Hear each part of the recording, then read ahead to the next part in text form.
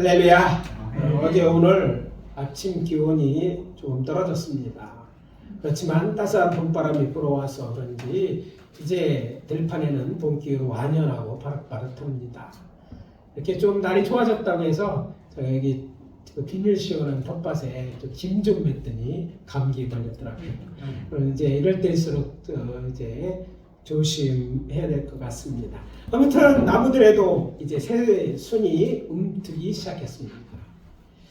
이렇게 산초초목이 힘을 내는 봄날, 우리의 심령에도 우리 교회에도 성령의 바람이 불어와서 힘이 솟아나고 기적이 일어났으면 좋겠다 하는 바람에서 오늘 말씀을 준비했습니다. 오늘 아침 우리가 봉독한 본문인 열왕기하서 4장을 본문으로 이제 하나님의 사랑과 기적이라는 제목으로 하나님 말씀을 전하고 은혜를 나누도록 하겠습니다. 기적을 필요로 하는 자들을 향한 우리 하나님 하늘 아버지께서 들려주는 첫 번째 메시지는 이것입니다. 하나님의 사람을 공경하고 그의 사역을 위해 기도해 주십시오. 자, 따라해봅시다. 하나님의 사람을 공경하고 그의 사역을 위해 기도하라. 제가 오늘 하나님이 일으키시는 기적에 대해 말씀드리면서 수많은 기적과 이사를 일으키신 예수님이나 또 많은 하나님의 사람들이 있었고 또 사건들이 있었음에도 불구하고 오늘 본문을 택하여 하나님의 말씀을 전하는 것은 사실 본문에 등장하는 수넴 여인 때문입니다. 우리가 아시는 것처럼 구약을 대표하는 선지자 엘리야의 뒤를 이어 엘리사가 선지자가 되었고 또 그가 이제 정말 그가 기도한 대로 수많은 기적을 일으켰습니다. 한두 개가 아닙니다. 사실 열왕기하서 2장부터 13장 20절 엘리사가 죽어 장사 지내기까지 전부가 하나님의 사람인 그가 일으킨 기적에 대한 기록이라고 말해도 과언이 아닙니다. 수넴은 이스라엘 중에 보면 이스라엘 골짜기가 있죠. 거기에 골짜기에 있는 다볼산이라는 산이 이제 중앙에 있는데 그 다볼산 자락에 있는 아주 오래된 성읍입니다. 이스라엘 지파에게 속한 이 성읍은요, 애굽 제18 왕조 투트모스 3세가 주전 1482년 정복한 가나안 땅에 있는 성읍 중에 이 수넴이 나와 있는 그런 성읍입니다. 오래된 거죠. 또 훗날 솔로몬의 사후에 르호보암 5세에 의해서 이제 예루살렘과 예루살렘 성전이 이제 약탈되게 되는데 그때 애굽의 제22대 왕조 시삭 왕이 주전 926년 이렇게 이스라엘 땅을 침공했을 때에도 이것을 점령했다고 이렇게 기록할 만큼 아주 이제 오래된 성읍이고 그리고 외국 나라의 이런 카르막 신전에 이런 도시 이름을 쓸 때 거기에 기록되어 있는 그런 성입니다. 근데 그 성에 살고 있던 한 귀부인 이름은 알려지지 않았어요. 그냥 서울댁하고 부르는 것처럼 수넴 여인이라고 성경에 나오는데 아무튼 그가 귀부인이라고 하는데 그가 하나님의 사람 엘리사가 이곳을 지날 때는 항상 자기 집에 이제 엘리사를 모시고 그리고 음식을 대접하며 공경하였습니다. 뿐만 아니라 아예 그를 위하여 집에 방을 만들고 침상과 책상 그리고 촛대까지 두어 언제든지 편안히 머물고 갈 수 있도록 이렇게 세심하게 배려했습니다.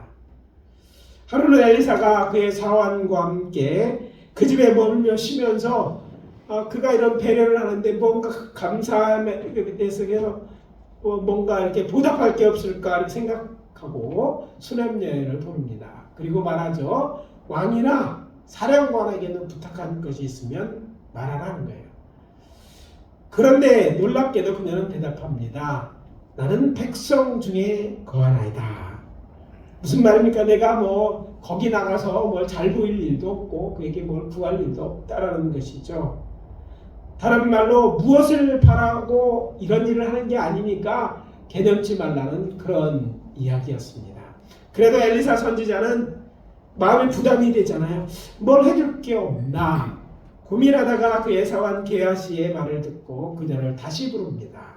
그리고 얘기하죠. 한 해가 지나 이때쯤에 내가 아들을 낳으리라. 그러자 수냄 여인이 말합니다. 아니로소이다. 내 주 하나님이여 당신의 계집종을 속이지 마옵소서. 엉뚱한 대답이죠.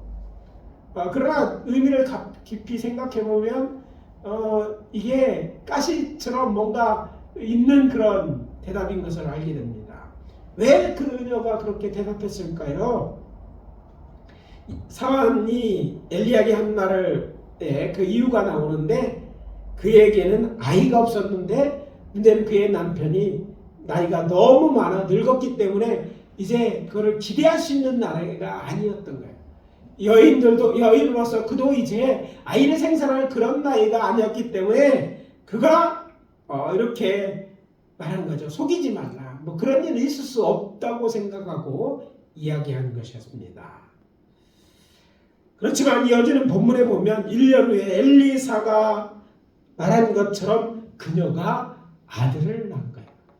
오늘날도 뭐 아이를 낳는 게 굉장히 중요한데 옛날에는 아이 낳는 것이 지금보다 더 중요시하던 때예요. 그래서 특별히 이스라엘 때에서는요, 남자 아이를 낳아서는 그게 보험인 것 같고 그게 축복으로 여겨졌던 때예요. 그런 가운데 아이가 없다는 것은 부끄러운 일이라고 생각하는 그런 때예요. 그런데 늙어서 나이 들어서 그때까지 아이를 갖지 못한 그가 아이를 잉태해서 얻는 아들을 얻는 그런 복을 받은 것입니다. 기적이 일어났습니다. 누가 일으키셨을까요? 엘리사가 기도하니까 하나님께서 저에게 기적을 일으켜 주신 거예요. 그러고 보면 하나님의 사랑과 기적은 관련이 있습니다. 여기서 우리는 수냄 여인이 엘리사가 하나님의 거룩한 사람으로 알고 아무것도 바라지 않고 베푼 배려가 엘리사로 하여금 그녀를 위해 기도하게 했고 이 하나님의 사람의 기도에 여호와 하나님께서 그녀에게 자녀의 복을 주셨다는 것을 우리가 알 수 있습니다. 여기에 우리는 주목해야 합니다. 이게 전부가 아닙니다. 열왕기하서 8장 1절에서 8절에 보면 이스라엘 땅에 7년 내 기근이 있을 때 엘리사는 이 여인에게만 이렇게 얘기합니다. 야, 기근이 있을 거니까 여기 거하지 말고 딴 데 좀 피해 있으라. 이렇게 얘기합니다. 그래서 이 여인은요, 가족들을 데리고 어디서 가면 블레셋 땅에 가서 블레셋 가운데 거합니다. 근데 정말로 7년 동안 이거에 기근이 있었던 거예요. 그러니까 기근을 피해서 그곳에 생활하다가 7년 뒤에 돌아옵니다. 문제는 그가 집이 있었고 땅이 있었잖아요. 다른 사람들이 그걸 부쳐먹고 다 했던 거예요. 그래서 왕에게 나가서 그 땅을 돌려주려고 하니까 엘리사의 말을 듣고 왕이 그 여인에게 원래 있었던 집과 땅을 돌려줄 뿐 아니라 7년 동안 그래도 뭔가 얻었던 소출까지 다 돌려주게 하는 거예요. 자, 그가 베풀었던 것, 그를 공경했던 것이 하나님도 기억하실 뿐 아니라 이렇게 가품이 되었다는 것이죠.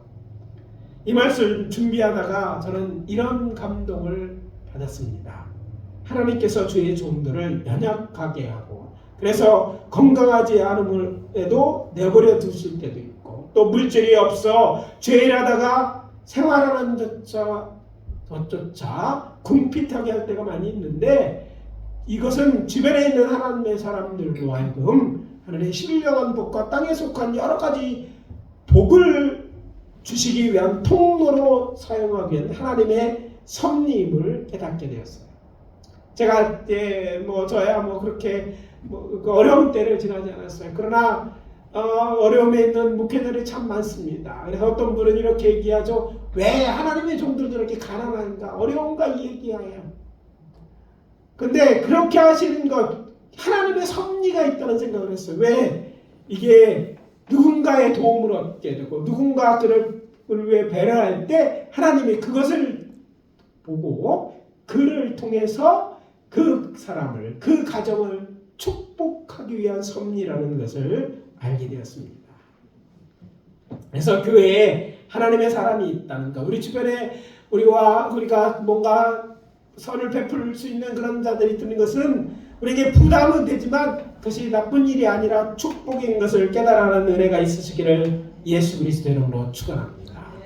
하나님이 능력이 없어서 안 하는 것이 아닌 거예요. 저를 힘들게 하기 위해서 그렇게 어려운 때를 지나는 게 아니라 저를 통해서 하나님의 사람들 곧 교회를 복주기 위한 것임을 믿으시기 바랍니다.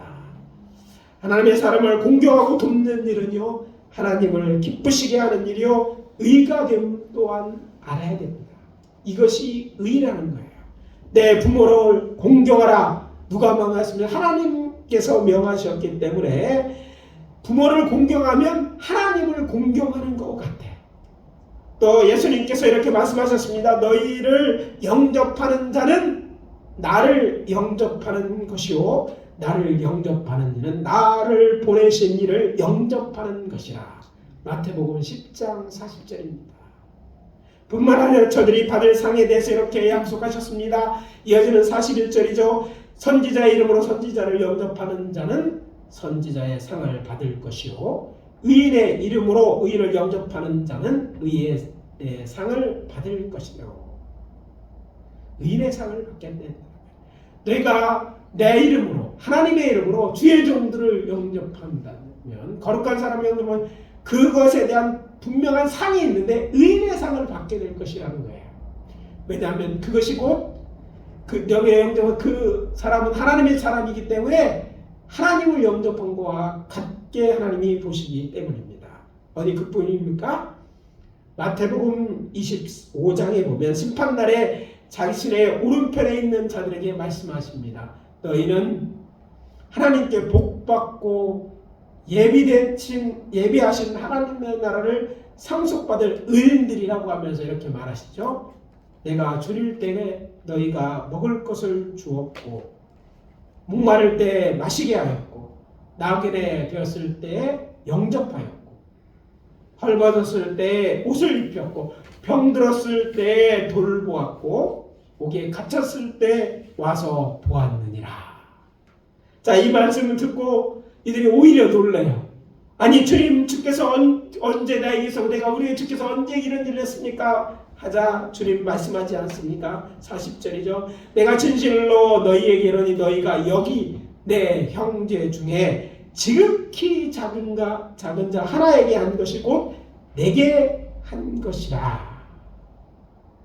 작은 자에게 한 것이 그 자신에게 한 것으로 주님은 받아보시고 그로 오른쪽 의로운 의인들의 자리에 앉히실 뿐 아니라 그로 하여금 어떻게 영원한 복을 주시겠다는 거예요.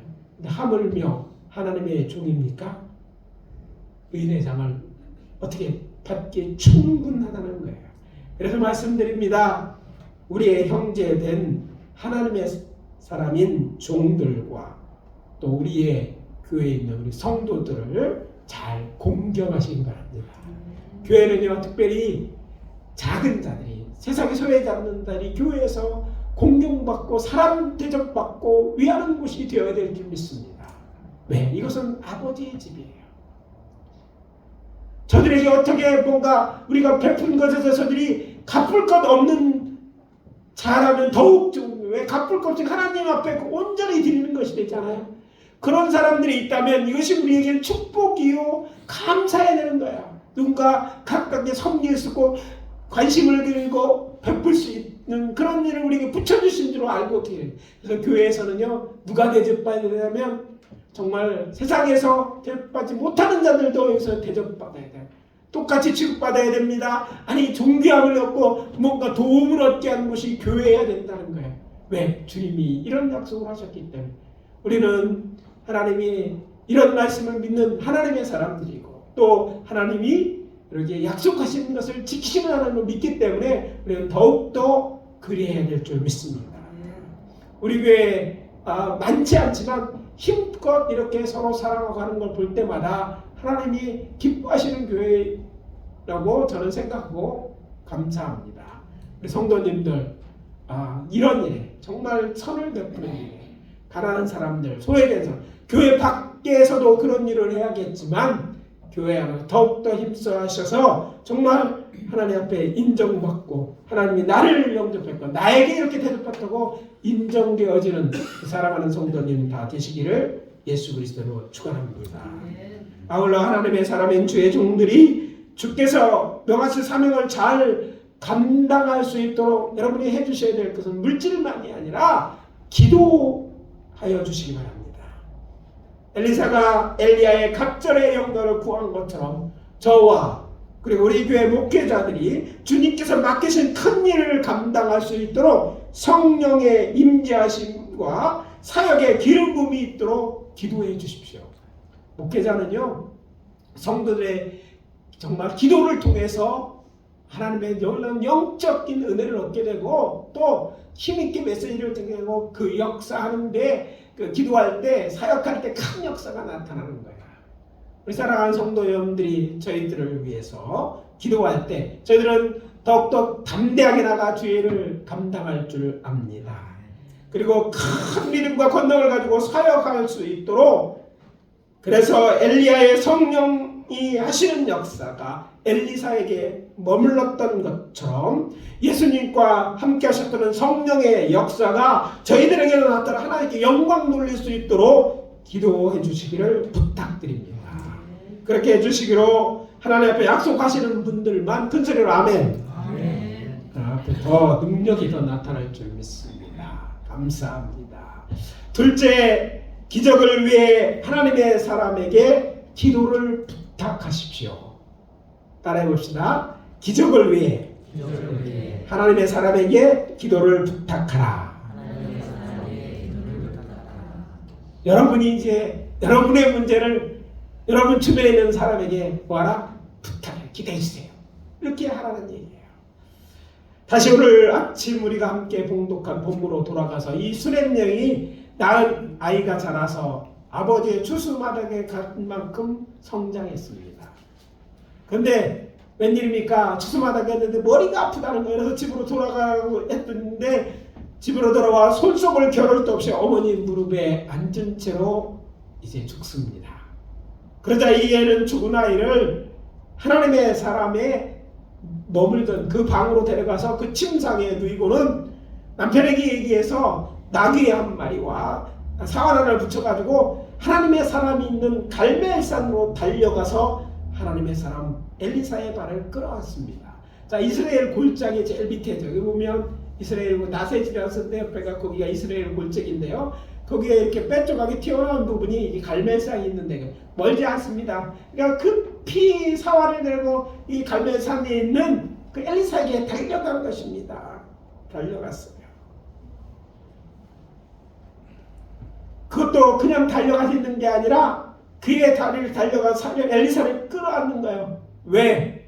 당신이 필요하다는 거예요. 당신이 지금 일해야 될 때는 거예요. 그런 의미입니다. 그런 이 여인을 보고 이제 엘리사가 눈치대요. 이 여인이 이렇게 온 것은요, 큰일이 났다는 걸 알 수 있잖아요. 그의 표정에서부터 급히 달려와서 하는 일을 행동해서 이런 거를 누구나 알 수 있을 거예요. 그랬더니 하나님이 내게 이야기하시지 않은 게 있는가 보다. 내버려 두고 나서 먼저 그의 사환은 더 젊었으니까 젊은 사환에게 얘기하면 내 지팡이 엘리사의 지팡이를 주면서 가져가서 빨리 가 누가 인사하지 말고 집에 가서 아예 얼굴에 이것을 놓으라고 얘기를 합니다. 그런데 그것이 전부가 아니죠. 그럼에도 이 여인이 떠나지 않는다고 얘기하죠. 그러니까 엘리사의 마음이 감동됩니다. 그래서 아예 이제 엘리사조차도 따라 사활은 먼저 갔지만 뒤따라서 이제 이 여인과 함께 집으로 가는 거예요. 그리고 가보니까 이 사환이 엘리사가 명하는 대로 했음에도 불구하고 아이가 살아나지 않았어요. 그러니까 방문을 닫고 들어가서 그를 위해 기도합니다. 간절히 기도하죠. 그의 몸을 따뜻하게 하면서 그를 위해서 기도하였을 때 그가 살아나는 놀라운 기적의 역사가 나타나죠. 마치 예수님께서 죽은 그의 친구 나사로를 살려주신 것처럼 특별한 스냅녀는 특별한 사람이었죠. 그러니까 특별한 사람을 자기가 기도하고 그래서 하나님이 주신 그 아이였기 때문에 그래서 더욱더 간절하게 그 얘기했을 때 하나님이 그 죽은 아이를 살려주셨어요. 여러분 혹시 이제 장례 같은 걸 치러놓으면 산 사람은 여러분 가까이 하고 만지지만 일단 죽어 시신이 되면 가족들도 같이 못합니다. 거의 모든 사람들이 거의 대부분의 사람들은 그런 것을 만져볼 기회가 없죠. 다 염해로면 가까운 데 가지고 보더라도 보지만 직접 만지거나 이렇게 수습하는 것은 그런 경험이 없어요.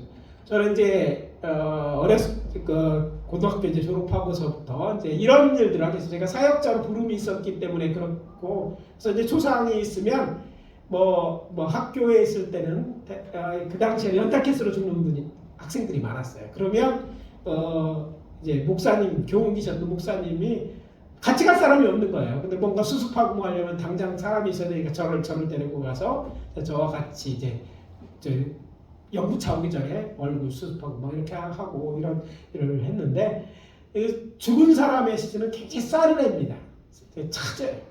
이렇게 서서히 온기가 살아서 가지고 이렇게 새파랗게 이제 저거 되는데 그걸 하는 거예요. 엘리사가 그런 산 사람도 아니고 죽은 사람의 그리에 엎드려서 얼굴 입과 코 뭐 같이 대고 이렇게 누웠다는 건 특별한 일인 거예요. 가족들도 할 수 없는 그런 일을 가지고 그렇게 간절한 마음으로 기도했을 때 그것도 그렇게 해서 쉰 다음에 또 다시 2번 나가서 그렇게 했을 때 하나님께 그를 살려주신 거예요.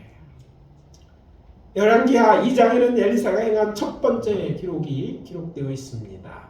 여러 사람들이 그곳에 세면인 좋은 위치에 세면이 있는데 나쁜 일이 나와서 여름실과 들이 익지 못하고 떨어진다고 말하자 그는 세 그릇에 소금을 담아 가지고 오라고 한 다음에 그 소금을 물 근원 그러니까 솟아나는 곳에 던졌으며 선포하여 고칩니다.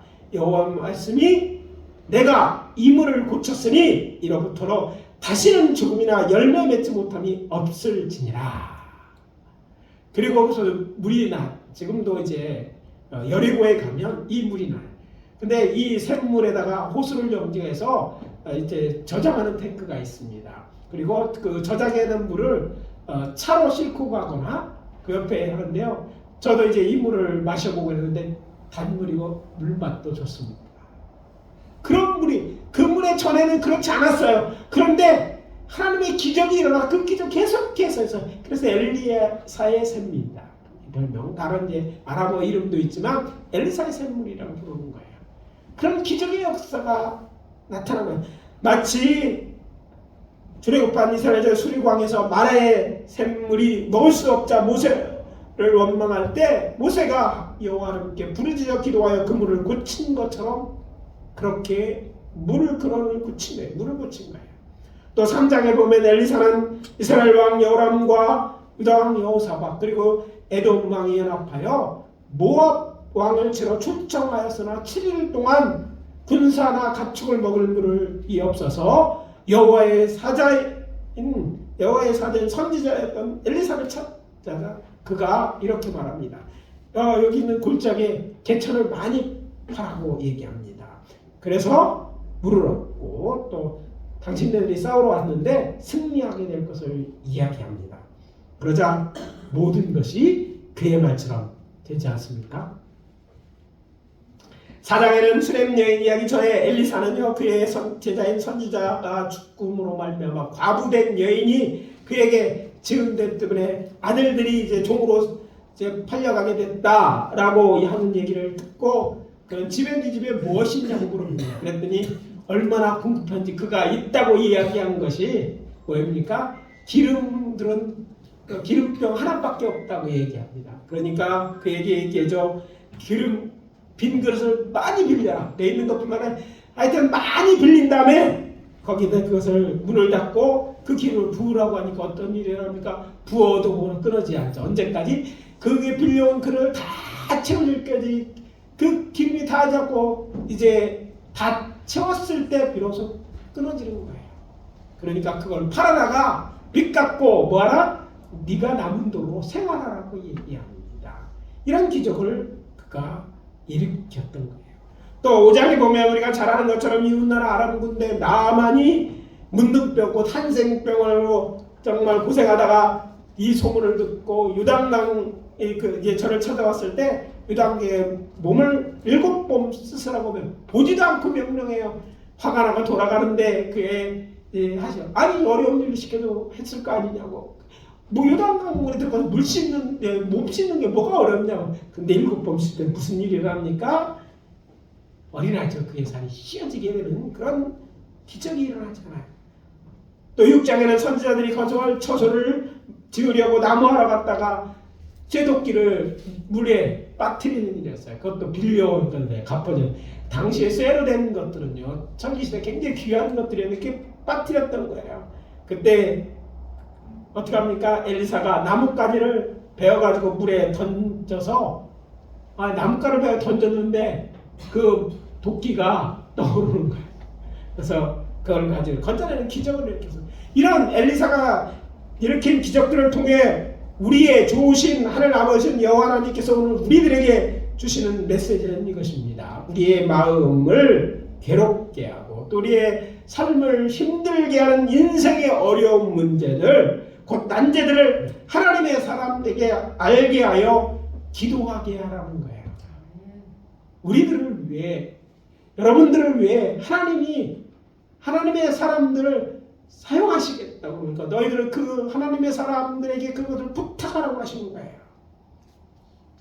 사다시대에 하나님의 사람인 사사를 세우심은 하나님의 백성 이스라엘 그들의 죄로 말미암아 이방 나라에게 괴롭힘 당할 때 저들을 구원하시기 위한 하나님의 섭리였습니다. 그리고 왕국시대의 선지자나 세상에 하나님의 사람을 두심은 저들로 하나님 말씀을 알게 하고 이렇게 엘리사에 사역한 것처럼 저들을 통해 어려운 문제를 기도를 통해 해결하심으로 기적을 일으키려 하시기 위함이었음을 알아야 될 줄 압니다. 여호와 하나님께서는 당신의 백성이 자신에게 기도하는 것을 기쁘게 합니다. 뿐만 아니라 당신의 주는 하나님의 사람이 당신의 백성들의 문제를 자신에게 기도하여 협력해서 서로 이루는 걸 더욱더 기뻐하십니다. 여러분 기도할 수 있다는 찬송하냐 여러분 기도할 수 있다니 얼마나 큰 축복인지 모릅니다. 그리고 혼자 기도할 수 있는 게 아니라 여러분을 위해 기도하려고 붙여진 주의 종들 하나님의 사람들이 있음이 여러분의 축복인 줄 믿습니다. 여러분의 교회에 오는 축복 중에 하나가 바로 이렇게 함께 여러분의 문제를 함께 기도할 믿음의 형제자매이 있음을 인하여 감사하시기를 바랍니다. 그리고 이 교회 사역자들이 있음을 감사하시기 바랍니다. 이 하나님의 사람들이 여러분의 기도의 문제를 놓고 기도하는 것이 하나님으로부터 사명이고 기도할 것이니까 여러분은 혼자 애쓰지 마시고 안 된다 불편하시고 난 할 수 없다고 말하지 말고 하나님의 사람에게 이야기하십시오. 그래서 함께 기도하여서 그것을 통해 이루시는 하나님의 역사를 경험하게 되어주시기를 예수 그리스도의 이름으로 축원합니다. 여러분의 닥친 문제, 인생의 문제를 왜 그렇게 하세요? 여호와 하나님은요 지금도 우리를 위하여 기적을 일으키시는 하나님이십니다. 하나님은 혼자 기적을 일으키실 수도 있어요. 우리의 문제를 모르시는 줄 아셔요. 그럼에도 하나님은 자신을 이제서 기도하게 하시고 그래서 기도할 기회를 주시고 기도하는 교회를 주셨고 그렇게 함께 기도할 하나님의 사람들을 주셨다는 게 축복임을 깨닫고 나에게 또는 우리에게 필요한 기적을 위해 하나님의 사람은 온 몸과 마음과 힘을 다해 간절히 기도할 수 있도록 하십시오.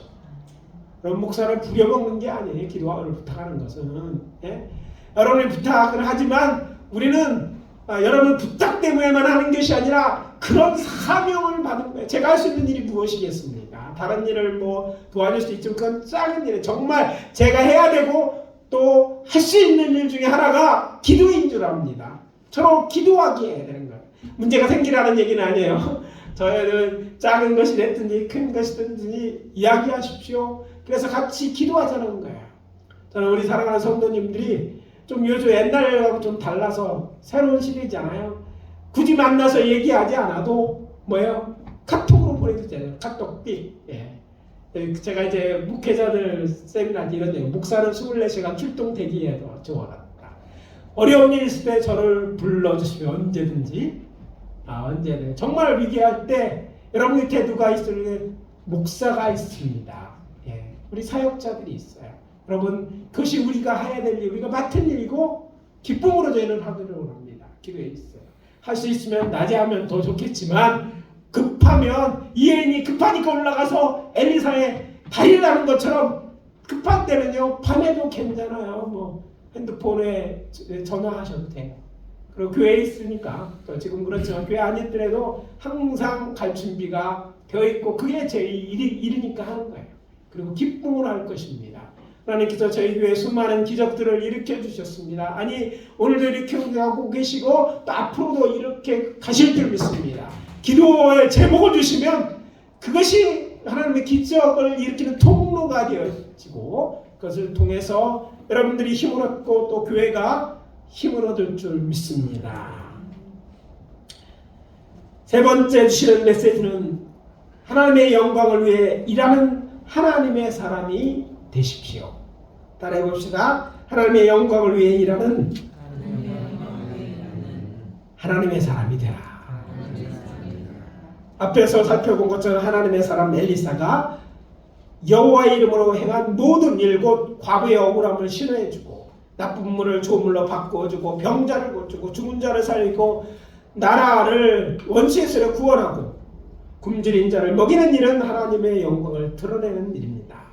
먼 훗날 예수님께서도 그의 공생의 기간 동안 사람들에게 자신이 여호와 하나님께서 세상에서 보내신 구세주이며 또 예언된 메시아를 나타내심으로 하나님께 영광을 돌리셨습니다.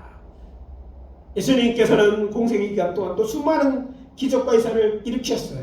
예수님께서는 귀신 들린 자는 물론이고 온갖 병자들을 고쳐주셨습니다. 이외에도 오병이어의 기적이나 칠병이어의 기적을 일으키셨고 나사로라든지 회당 네아로 딸같이 죽은 자도 살려내시기도 하셨습니다. 그리고 세상 죄를 그의 몸에 지시고 십자가에 죽으심으로 친히 대속의 제물이 되심으로 세상으로 영원한 하나님의 나라에 들어갈 수 있는 구원의 길을 하셨습니다.